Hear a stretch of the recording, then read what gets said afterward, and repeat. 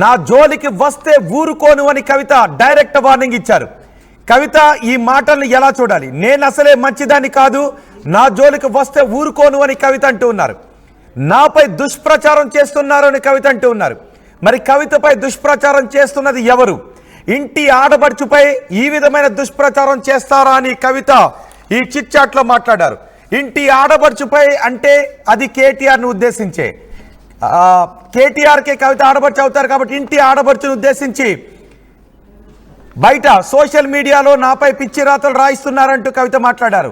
BRS నేతలు ఎందుకు స్పందించరు అని కవిత ప్రశ్నిస్తూ ఉన్నారు.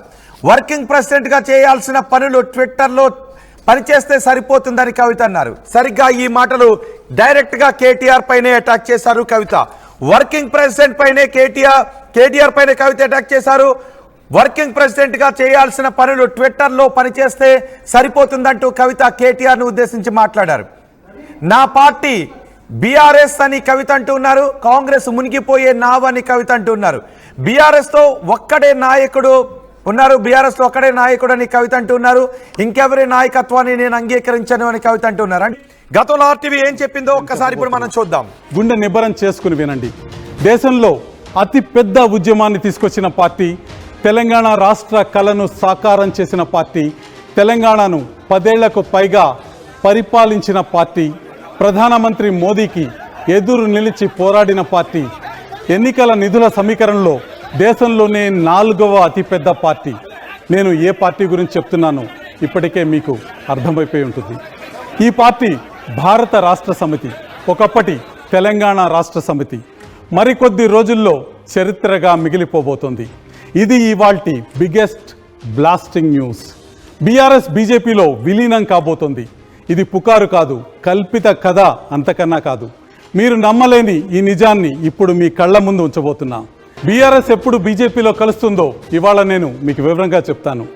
దీని పరిణామాలు ఏంటి, తెలంగాణ రాజకీయాల్లో ఈ విలీనం ఎలాంటి రాజకీయ ప్రకంపనలు తీసుకురాబోతుందో నేను మీకు వివరిస్తాను. మొత్తం దేశ రాజకీయ ముఖ చిత్రాన్నే మార్చబోయే వార్తను నేను చెప్పబోతున్నా. గుండె నిబ్బరం చేసుకుని వినండి. దేశంలో అతి పెద్ద ఉద్యమాన్ని తీసుకొచ్చిన పార్టీ, తెలంగాణ రాష్ట్ర కళను సాకారం చేసిన పార్టీ, తెలంగాణను 10 ఏళ్లకు పైగా పరిపాలించిన పార్టీ, ప్రధానమంత్రి మోదీకి ఎదురు నిలిచి పోరాడిన పార్టీ, ఎన్నికల నిధుల సమీకరణలో దేశంలోనే 4వ అతిపెద్ద పార్టీ. నేను ఏ పార్టీ గురించి చెప్తున్నానో ఇప్పటికే మీకు అర్థమైపోయి ఉంటుంది. ఈ పార్టీ భారత రాష్ట్ర సమితి, ఒకప్పటి తెలంగాణ రాష్ట్ర సమితి మరికొద్ది రోజుల్లో చరిత్రగా మిగిలిపోబోతోంది. ఇది ఇవాల్టి బిగ్గెస్ట్ బ్లాస్టింగ్ న్యూస్. బీఆర్ఎస్ బీజేపీలో విలీనం కాబోతోంది. ఇది పుకారు కాదు, కల్పిత కథ అంతకన్నా కాదు. మీరు నమ్మలేని ఈ నిజాన్ని ఇప్పుడు మీ కళ్ళ ముందు ఉంచబోతున్నా. బీఆర్ఎస్ ఎప్పుడు బీజేపీలో కలుస్తుందో ఇవాళ నేను మీకు వివరంగా చెప్తాను. దీని పరిణామాలు ఏంటి, తెలంగాణ రాజకీయాల్లో ఈ విలీనం ఎలాంటి రాజకీయ ప్రకంపనలు తీసుకురాబోతుందో నేను మీకు వివరిస్తాను. రైట్, ఆర్టీవీ గతంలో ఏదైతే చెప్పిందో ఇప్పుడు కవిత అదే విషయాన్ని చాలా స్పష్టంగా చెప్పింది. గతంలో ఆర్టీవీ ఈ విషయాన్ని చెప్పినప్పుడు ఇది పుకార్లు కాదు, పక్కా ఇన్ఫర్మేషన్, మా దగ్గర ఉన్న పక్కా ఇన్ఫర్మేషన్ అని చెప్పాం. చాలామంది అప్పుడు అంగీకరించలేదు, కానీ ఆ ప్రయత్నం జరుగుతోంది అనేదే ఇప్పుడు కవిత చెప్పిన మాటలతో, కేసీఆర్ కుమార్తె కేటీఆర్ సోదరి కవిత చెప్పిన మాటలతో ఆ ప్రయత్నం జరిగింది అనేది. ఆర్టీవీ గతంలో ఏదైతే చెప్పిందో అది నిజమే కాబోతుంది. అందుకు ప్రయత్నాలు జరిగాయి అనే విషయాన్ని ఇప్పుడు కవిత మాటల ద్వారా కూడా మనకి స్పష్టమవుతుంది. గతంలోనే ఆర్టీవీ ఈ విషయాన్ని చెప్పింది.